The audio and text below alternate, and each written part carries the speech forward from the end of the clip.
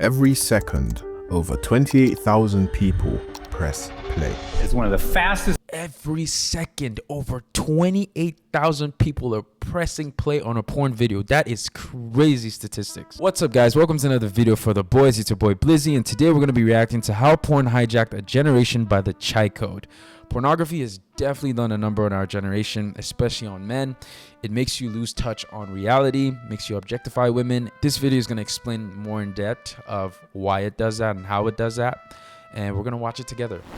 Every second, over 28,000 people press play. It's one of the fastest. Every second, over 28,000 people are pressing play on a porn video. That is crazy statistics. Most global experiments ever unconsciously conducted. Since the start of this video, hundreds of thousands more have joined them. It's a surfeit of hedonistic pleasure. Maybe you're one of them.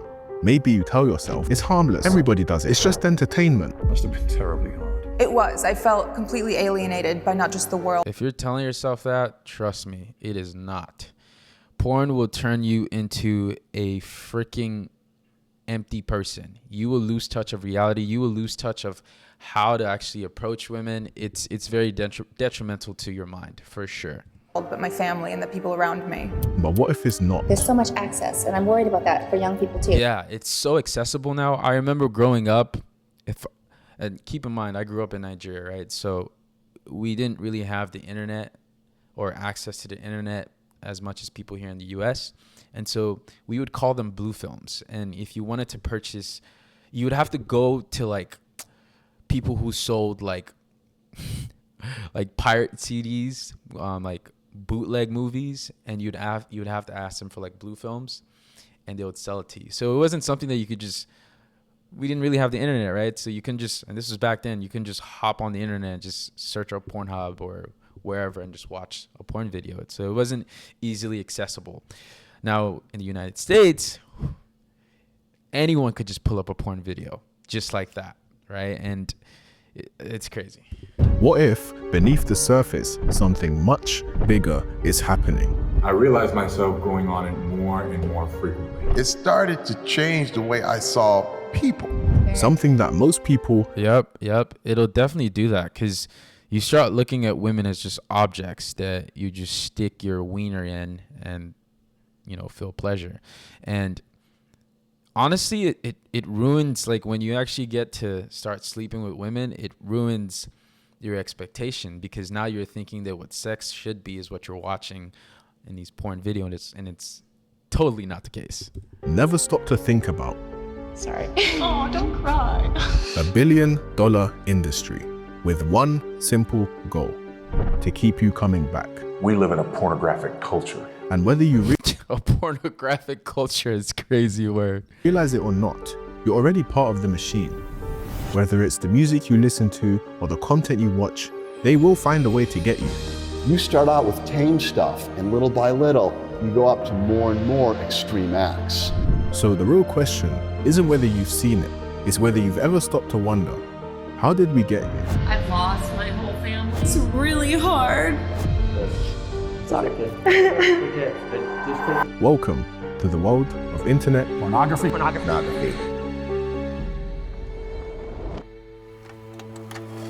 5,000 years ago, in Mesopotamia, naked figures were carved into clay and then buried in the dirt. 1839, photography is born. A shoeshine boy and his customer were the first people to be photographically recorded. And almost instantly, someone turns the lens towards a naked woman. A single image pressed into metal, rare, expensive, and usually kept hidden. 1953, Playboy, 50,000 copies sold. What was one? I remember going to a car dealership and I seen a Playboy magazine, and I was a teenager at that point here in the US, and man, there were some hot models, man. And yeah, it definitely like turns your brain into thinking of like sex. And yeah, It's hidden. Now Playboy is definitely a legendary pornography figure. Sat on shelves. When Playboy began, the limit in terms of circulation of a specialized magazine was a few 100,000. Now it's obvious it's possible today to put out a book and have a circulation of many millions. Say, Ralph, how much is a copy of Orgasm? Just put them in a bag, will you? What? 1980s, VHS brings it home. When they popped in a VHS tape that the regular history teacher had left for the class, what was on that tape now has the regular teacher in some serious trouble. Late night TV blurs the lines even further. I just wanted to know what you use on your legs. Do you use any cream or anything like that? Because it looks so silky and so soft. Then, the internet. Yup. I think the internet really made pornography like expedite. Like it definitely expedited the growth of pornography because of how accessible it was. Like it was so easily accessible, right? It all goes downhill from here. There was a time when the internet felt innocent. YouTube was cat videos, birthday surprises, and epic fails. It wasn't about going. And the funniest thing is I never got to experience like the early ages of YouTube, because keep in mind, when YouTube first came out, I was back in Africa, right? And so by the time I discovered YouTube, they've already passed this era. Viral. It was about sharing moments. All right, so here we are in front of the elephants, and that's pretty much all there is to say. Then came Instagram. Instagram allows users to share and alter photos taken with their mobile phones. You can also take a I think didn't Facebook come before Instagram? new picture, change it up, and then I believe Facebook came first. It was MySpace and Facebook and then Instagram, right? easily share it with friends. But in 2012, Facebook bought it, and everything changed. Instagram, a company with only 13 employees, bought today by Facebook for $1 billion. Because now the goal, it wasn't a billy, bro. That's crazy. Just connection. It was growth. And when you look at but Instagram now is probably worth a lot more. Company bought for $1 billion that has no revenue. It's a free service. No revenue. Well, I think the idea was Facebook saw where Instagram would be today, and so that makes sense. That was a good buy. You have to step back and say, whoa, wait a second. What's this all about? Instagram regularly recommends sexual videos to teenage accounts that appear interested in racy content. And by the time TikTok had arrived, the game had changed completely. Every interaction you have with a video trains it more on your preferences, and because those videos are so short, it can gather a lot of data about you very quickly. What started as dance trends and lip syncs quickly became something else. I mean, today, the average feed is flooded with content that's not quite porn, but not that far off either. Facts. It's everywhere, and I never realized until like for real, like it's not quite porn, but it's teasing you that direction. A lot of the times it's OnlyFans models that's, funneling you into their content, and so it's kind of like a funnel to the pornographic content. My husband said, I was like, why don't you want to be on social media? He's like, because it's all softcore porn. Yeah.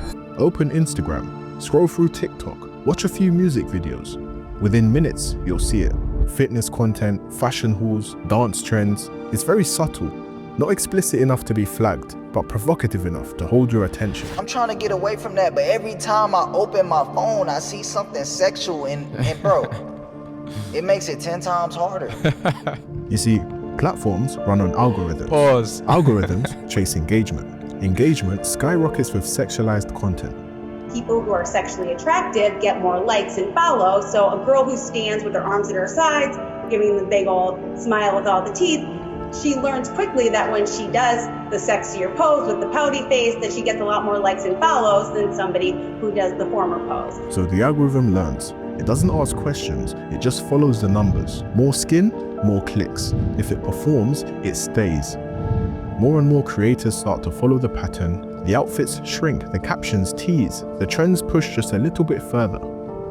I definitely think we've been desensitized to how sexual our society has gone. What once turned heads, now barely raises an eyebrow. I remember in my lifetime, there were music videos that got censored or banned or could only be played after 10 or 11 at night. And if you watch them now, you'd be like, what? For what? What is that, a bikini? Like, it's nothing. It's amazing how quickly it has degenerated. I remember growing up too, like whenever the movies, like we would watch movies and there would be a scene where they were kissing, my parents would be like, close your eyes, don't look.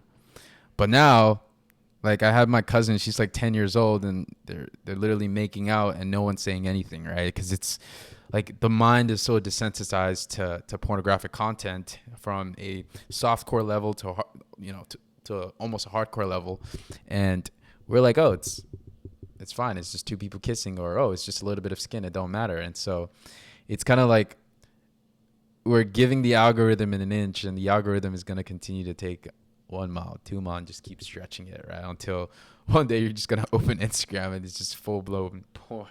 The more we see it, the less we react. The less we react, the more it spreads. This is how normalization works. We now have platforms like OnlyFans that make selling nudes look like just another side hustle. It's genius. I've said this for like 2 years now since OnlyFans blew up. It is the smartest hustle anyone can do because they're basically just posting Instagram pictures, but people pay for them. It's like free money. It's an actual infinite money cheat code. Facts. And like people will pay money just to see a chick in bikini. Like they don't even have to go nude. They'll just pay money to see a chick just do a twerk video. So yeah, it's a crazy hustle for sure, but apparently it works very well. I don't understand why people shame them for it. Catch me outside, how about that? Catch you outside? What does that mean? What I just In said. 2016, a 13-year-old girl went viral for yelling at her mum on national TV. Catch me outside, girl. How did this happen? Oh, God. It became one of the most recognizable clips in internet history. Overnight, Danielle Bregoli went from an anonymous teenager to a meme. Catch me outside. Within days, she had agents, brand deals, millions of followers. At 14, she signed a record deal. At 15, she was touring. And as the internet watched her grow up in real time, some were watching for the wrong reasons. Because on her 18th birthday, she launched an OnlyFans account. You joined OnlyFans the night you turned 18, and people subscribed right away? Yeah. Should they be in jail? Yeah. That's crazy. Imagine, I mean, to me, that's, you're kind of you're a pedo at that point, bro. Because, like, you were literally waiting. You couldn't wait, bro, till she turned 18. You knew, she's most likely going to make an OnlyFans account. So as soon as she turns 18, I'm subscribing right away. This is someone you watched grew, like, from, like, 13. Look at what the world has become, man. This is crazy. Within 6 hours, she made over $1 million. You recently started. And this right here, it's a weird reaction going on, right? She posts she makes $1 million within 6 hours. What do you think people or other girls who are looking up to her are going to think when they turn 18? What are they going to do? So it's kind of a weird circle going on, right? An OnlyFans account, correct? Is it true you made over $1 million in your first 6 hours? Yes. A year later, she claimed to have made over $50 million. Damn, girl, you make so much money. Thousands of subscribers joined the moment she turned 18, a digital line that millions were waiting to cross the second it became legal. Bad Baby just turned 18 a couple days ago, and everybody was telling her making OnlyFans. Well, I definitely was telling her making OnlyFans, okay? And come on now, we're not gonna sit here. And look at the kind of people that are wanting her to make an OnlyFans. Like, prime example right here, right? Pretend like we weren't all waiting for this moment, okay? We're not gonna pretend. At 13, she was a meme. At 15, a product. At 18, a fantasy. Yes, she made a big bag, but that proves and shows that there were so many people waiting for this. So many people were waiting to dump their money to see a young girl get naked, when literally a week before that, it would have been illegal. And her story, it isn't rare. It's just the most visible version of what's happening everywhere. So just all these young girls, I'm talking like 13, 14, 15, commenting, well, as soon as I turn 18, this is what I'm gonna do. I can't wait. Like, who needs to go to school? Who needs to pursue a career when you can just do this as your career? This isn't about one moment or one girl. It's about a culture that has been carefully shaped to make this seem normal. This didn't happen by accident. It was built, promoted, and marketed, just like everything else they said was good for us. In the 1940s, a cigarette was seen as a symbol of success, of status, even health. Yes, according to this survey, more doctors smoke Camels than any other cigarette. They were in every pocket, endorsed by experts, sold to mothers, athletes, even children. It wasn't a vice, it was normal. Then came sugar, wrapped in smiling mascots and bright cartoon boxes. That's Kellogg's Apple Jacks with more real apple for an aptly sweet part of this complete breakfast. They told us it was fuel, brain food, part of a healthy start. Ice cold Coca-Cola. There's no waistline worry with Coke, you know. Actually, this individual size bottle has no more calories than half a grapefruit. Until the studies came out and we realized we'd been sold a lie. They say sugar poses enough health risks. It should be considered. And these were coming from experts. Experts were telling us this shit. Can't trust these experts, man. Considered a controlled substance, just like tobacco and alcohol. Now it's porn.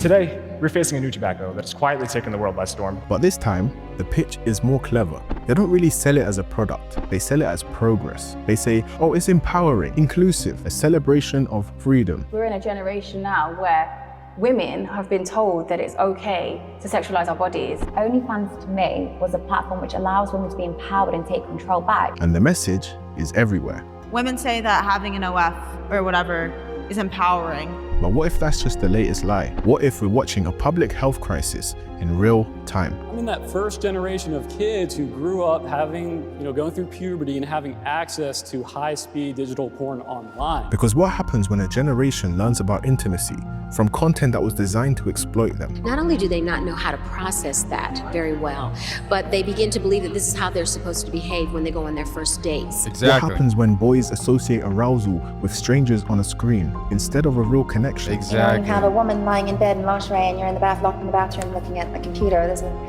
Something's wrong. We used to believe smoking was harmless because the packaging looked clean, because doctors said it was fine, because everyone did it. Just as cigarettes are poison for the lungs, researchers are finding pornography is poison for the eyes, the soul, and the sexual conscience. So ask yourself, what does porn... Definitely. I believe it definitely messes with your sexual energy, because you as a man watching porn, to me, you're having an intimate moment with your phone. You're having an intimate moment with technology. That's not a real woman.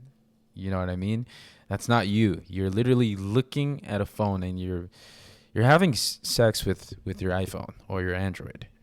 Really, if you really think about it, right? And I know I've heard of stories of people when they actually get with a woman, it's not the same, right? They start to prefer watching porn than the actual act of having sex. That's crazy. That's insane. That's wild. What it look like today? It's everywhere, it's free, it's normal, and it's rewiring millions of brains in silence. Every time you see something sexual, your brain rewards you. A small hit of dopamine, yep. Not a flood, just a spark. But the brain learns fast. Over time, it begins to associate certain types of content with pleasure, and it starts looking for more. This is called dopamine sensitization, a process where your reward system is trained to seek increasingly stimulating inputs. And just like with gambling or drugs, tolerance builds. The same content no longer gives you the same feeling, so you go a little further, then further again, until it becomes a normal part of your daily routine.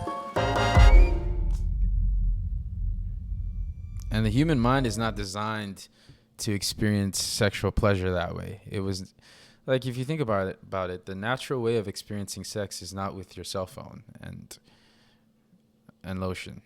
The natural way is with another human being, with a man and a woman, and experiencing intercourse together. So yeah, that's definitely facts. Now let's get real for a second, because you see, most guys don't talk about it, but a lot of them feel it.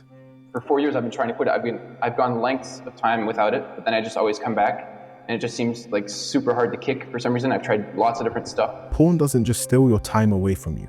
It steals your drive, your energy, your confidence. I'm 25. I have a crippling porn addiction. I've spent probably $20,000 on pornography. I have no sex lives because I have erectile dysfunction whenever I try to get with a girl. Yep. I think, and that's another thing too.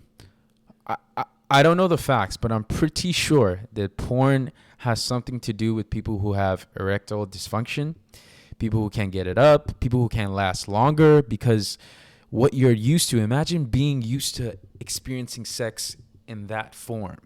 That's what you're used to. That's what your body thinks it's supposed to be like. And so now when it's time to do the real thing, the body's like, what is this? Is this porn? It's not. You can't handle it, right? So it's either you can't get it up or you can't last long. And so it definitely messes your life up. And I'm just really fucked up. Erectile dysfunction used to be something that guys got in their 50s. Now, it's showing up in men under 25 years old. This is unheard of. I couldn't get aroused of just a woman being naked in front of me. I had to think about her being railed or 4 or 5 dudes ganging or running a train on her for me to even think. That is crazy, bro. Bro, he had to think of his chick getting gangbanged before. What? Okay, I can get into the flow of this. Real intimacy starts to feel boring. Hey, you know what's crazy? I believe so much that cucks are born because of their addiction to porn. I mean, look at Kanye, for instance, man. Kanye he's not even hiding it anymore. He's a cuck. Why? And he says it. He's addicted to watching porn. I mean, think about it. If you're watching someone or people getting or having sex, what do you think you're doing? You're not having sex. You're watching someone else having sex. That's how you get aroused. So then wouldn't that translate to you wanting to watch your significant other getting smashed for you to get aroused? You see where I'm going with this? Like, that's how cucks are born, is their addiction to pornography. They don't want to even like get involved with having sex because that's not how they experience sexual pleasure anymore. They have been programmed to experience sexual pleasure by watching. They're observers. They're not doers. And so this makes a lot of sense. It's like that guy said he couldn't get hard until he had to feel like there were other people in a room smashing his girl for him to get in with it. Constantly she's telling me, I feel like you're not attracted to me. So she's getting frustrated, she's getting upset, she's getting mad, and I'm being embarrassed and shit like that, bro. And this shit is just like... But this doesn't just affect you. A recent study of 4,000 porn scenes that showed between 35 and 45% of all porn has scenes of extreme violence. And so this isn't a fringe issue, this is a mainstream porn issue. Believe it or not, there's someone on the other side of that screen. She might look confident, but that doesn't mean she's okay. Just because you see them enjoying something on film, like you don't see the tears that were maybe shed afterwards. You don't see the bruises all over the woman's body after an abusive scene and her crying and feeling like if she hadn't done the scene, she wouldn't have gotten her paycheck. Most people don't see the brokenness behind it, they see the pretend smiles. Many women are doing things that they never thought they would do, just because they think it will get them more views. Are you guys ready to rail me? Yeah. I'm so excited. Let's go. And the more that we watch, the further that line gets pushed. Say like you say, no, I don't want cum on my face. Could you please do it somewhere else? Then you would get reprimanded and told that you probably wouldn't be booked again because that's what they want. Lily Phillips, she had sex with over 100 men in a day. I'm trying to be the first person to be with 1,000. What's the other one? I think her name Bonnie Blue. 100 bodies in one day is crazy. Guys in 24 hours. At first, she called it a record. And after... Just one in, one out, like it feels intense. Like more intense than you thought it might. Definitely. You see, porn disconnects everyone. The men watching, the women performing, both are chasing something that never really shows up. In the world of pornography, it definitely affects both sides, for sure. I think the women that are shooting it, for them, they get desensitized because they have to shoot more and more content, and it doesn't become like a sacred moment. It doesn't become special anymore. It's just, oh, it's another ding-a-ling in the room, right? For the guys, is you keep watching it, you keep feeding your brain that you build tolerance to it, and then you feel nothing. So it's definitely a double-edged, both-side sword kind of thing going on. neither the male nor the female have any humanity. everybody is completely reduced to their sex organs, and the only goal really in the world of pornography is to have an orgasm by any means necessary. This isn't just about sex, it's about how we feel about ourselves and what we've learned to expect from each other. No connection, no meaning, just content. And we call this normal. I'm fortunate to be alive today because there are many women in that business and men who battle with suicidal thoughts on a daily basis, and many of them do go through with it. And at some point, my hope is in 20, 30 years, after I'm probably dead, there'll be a movement where people are going to be so against this that they're going to go in the opposite direction. They're going to be returning to what it means to be a human being. You know, for years, my dirty little secret was that I remember I heard the story of Terry Crews. He had a really, really bad porn addiction. Like, he would hide. He was married too. He would hide and watch porn and do his thing, and he wouldn't even touch his wife. That's crazy. Like, imagine someone that you're married to and you're committed to be with them forever, and when it's time to have sex with your wife, you can't even do that anymore because you're so desensitized, and what even turns you on or gives you pleasure is from a mobile device, from the internet, a handheld device, bro. That's the only way you can feel like, hey, this is my sexual moment to experience. And that's insane. I was addicted to pornography. He was a professional athlete, Terry Crews, a Hollywood star, a symbol of strength and masculinity.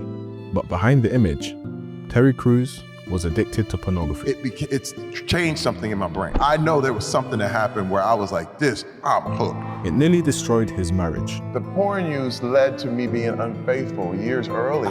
She was like, I'm done with you. His mental health. I had to realize when I was depressed. I had to realize when I was sad about something or when I was lonely, because those were the times that I was more likely to use pornography. His identity. Yeah, definitely. I think porn can definitely be a coping mechanism, and people don't even know it. Like, they're using it to medicate something, whether it's depression or low confidence or just crazy thoughts of feeling worthless, and they kind of use pornography to fill that gap or fill that space. And so it definitely becomes like a coping mechanism habit. I believed that I was more valuable than my wife as a human being because I was a man. And he's not the only one. I try to stay off of pornography, man. That's one of my biggest arch nemesis is pornography. Why? Because it just weakens me. My son or somebody one day came by, used my phone and saw porn on the phone. Shit, dog. I used to have to stop. It got really out of hand. For me, Playboy was my gateway into full-on pornography addiction. My dad had a Playboy left out at age 5, and it's affected almost every choice I made for the rest of my life. The last, I want to say 8 months, every single month, I have been spending any and every last bit of extra money that I have come in monthly on campsites, on online paid porn. Artists, athletes, musicians, men at the top of their game, all pulled into the same loop, and they all say the same thing. It doesn't feel like addiction until it's too late. You see, this isn't about weakness or willpower. It's about a system that knows exactly how to keep you hooked, no matter who you are, and if it can get to them. All right, I think that's going to be it for this video. Man, that was a really, really good video. Shout out to the Chai Code for making such an excellent video. Now, here's my 2 cents. Porn is a double-edged sword. It could either be a weapon or it can be a tool, and it just depends how we hold it. And this goes to both sides, the people who are creating the content and the people who are consuming it. And secondly, if you are someone that's struggling with a porn addiction, the answer starts from within. You have to figure out how you get yourself out of that. And other people can help, but the only way it works is if you decide that, hey, that's it, done with this shit. All right. But anyways, guys, if you did like this video, go ahead, subscribe, give it a thumbs up, and I'll see you next time. Peace.